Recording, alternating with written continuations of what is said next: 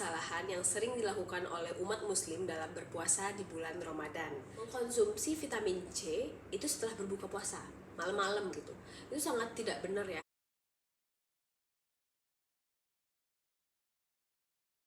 Hai guys, assalamualaikum, welcome back to my channel. Kali ini aku akan membahas mengenai 3 kesalahan yang sering dilakukan oleh umat muslim dalam berpuasa di bulan Ramadan.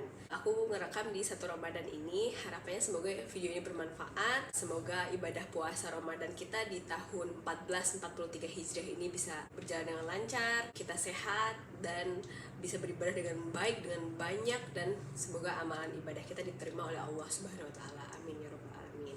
Jadi apa aja sih 3 kesalahan yang sering dilakukan oleh umat muslim saat berpuasa Ramadan? Nah, yang pertama yaitu setelah sahur. Biasanya kan kita sahur itu pukul 4 atau pukul setengah 5 pagi ya, karena kan sunnahnya sahur itu diakhirkan, maksudnya jangan waktu-waktu misalnya jam 1, jam 2, jangan seperti itu, tapi sebaiknya malah di waktu-waktu yang deket mau imsak gitu kan. Banyak juga nih beberapa orang yang sahur misalnya pukul 3 atau pukul 4, lalu karena subuhnya jam 5 gitu kan, jadi tidur dulu aja lah setelah sahur. Nah itu sangat tidak baik, karena kan itu sangat erat berkaitan dengan pencernaan. Kita baru ngisi perut, kita baru makan sahur, lalu kita berbaring. Lama-kelamaan ya akan bisa menyebabkan terjadinya GERD salah satunya. GERD itu kepanjangannya adalah Gastroesophageal Reflux Disease. Jadi kondisi di mana makanannya itu bisa naik lagi ke atas karena pola hidup yang salah tadi, setelah makan langsung berbaring. Jadi seharusnya dan sebaiknya setelah makan jangan langsung berbaring, tunggu 2-3 jam dulu baru boleh berbaring, karena nantinya ditakutkan makanan yang sudah masuk ke dalam, ke lambung gitu ya, dari mulut terus ke esofagus gitu, saluran pencernaan, lalu masuk ke lambung, itu takutnya naik, reflux, naik ke atas. Nah itulah yang kebanyakan orang rasakan. Gejala-gejala GERD salah satunya rasanya tuh kok sesak, rasanya kok dadanya panas, berdebar-debar, dadanya nggak enak. Nah itu tuh salah satunya bisa karena kebiasaan tidur setelah makan atau berbaring setelah makan. Lalu juga banyak yang setelah sahur memang tidak tidur, tapi langsung sholat subuh jam 5. Kalau di Padang sekitar jam 5 ya. Nah, setelah itu, setelah subuh karena ngantuk banget, banyak juga yang tidur. Mungkin karena mau masuk kerja jam 7:30 gitu kan, jadi tidur dulu lah gitu. Itu sebenarnya sangat tidak baik ya, untuk kesehatan maupun juga di agama juga tidak baik. Sebaiknya kita itu tidak tidur lagi setelah sahur atau setelah sholat subuh. Ibnul Qayyim menjelaskan, tidur setelah subuh itu mencegah rezeki, karena waktu subuh itu adalah waktu makhluk mencari rezeki mereka dan waktu dibagikannya rezeki. Nah itu sebegitu bagusnya waktu subuh. Jadi tidur setelah subuh adalah suatu yang dimakruhkan, kecuali ada penyebab atau keperluan. Itu dari Zadul Ma'ad 4-222. Tapi memang jika ngantuk dan lelah sekali, tahanlah sebentar sampai matahari terbit. Nah kalau di Padang ya, aku pakai aplikasi dari Qara'a. Nah itu bisa dilihat di sini nih, di waktu sini. Nah di sini ada waktu matahari terbit, yaitu pukul 6.16 1 Ramadan tanggal 3 April ini. Nah, jadi tunggu aja dulu dari jam 5 pagi subuh, kan bisa nih melakukan aktivitas lain seperti setelah subuh kita berzikir setelah sholat fardu, lalu membaca zikir pagi, lalu membaca Al-Quran. Itu udah cukup banget sampai nantinya matahari terbit. Nanti kalau benar-benar ngantuk baru tidur. Tapi sebenarnya sangat tidak disarankan setelah makan langsung tidur, itu enggak, sangat tidak baik ya. Untuk kesehatan juga di agama juga makruh hukumnya. Makruh itu kalau nggak salah sebaiknya tidak dikerjakan, tapi kalau dikerjakan boleh. Correct me if I'm wrong.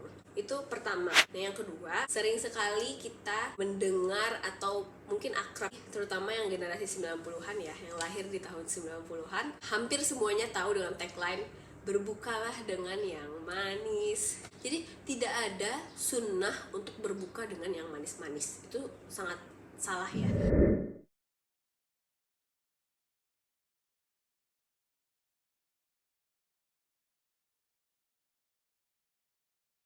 Berbuka berbukalah dengan yang manis itu sesat. Tidak dianjurkan berbuka puasa dengan yang manis-manis saja. Kenapa? Karena bisa beresiko sugar crush, kondisi dimana timbulnya efek pusing, lesu, lemas, sakit kepala akibat konsumsi gula yang terlalu tinggi dan dalam waktu yang singkat, berlebihan dalam satu waktu gitu. Ini tentunya akan sangat mengganggu ibadah sholat tarawih dan juga sholat malam kita nantinya kan, karena adanya gangguan kesehatan tadi, ada keluhan-keluhan tadi seperti pusing, lesu, lemah. Tentu saja tubuh kita itu butuh karbohidrat untuk menstabilkan gula darah saat puasa. Tapi mengkonsumsi makanan yang serba manis-manis saat berbuka puasa itu malah akan menimbulkan efek yang buruk bagi tubuh. Efek jangka panjangnya apa? Ternyata buruk sekali kultur berbuka puasa dengan yang manis-manis yang terjadi di Indonesia. Jurnalnya aku mengutip dari Gizipedia. Jadi, effect of Ramadan fasting on anthropometric parameters and food consumption in 276 type 2 diabetic obese women. Meskipun ini penelitian lama, tapi kondisinya sangat menggambarkan kebiasaan berbuka puasa kita. Jadi penelitian itu mencari tahu kebiasaan berbuka puasa subjeknya yang merupakan penderita diabetes. Jadi seperti apa sih hasilnya gitu kan? Ternyata dulu sebelum terkena diabetes, mereka ini adalah orang-orang yang kerap mengkonsumsi makanan yang manis-manis dan tinggi lemak jenuh.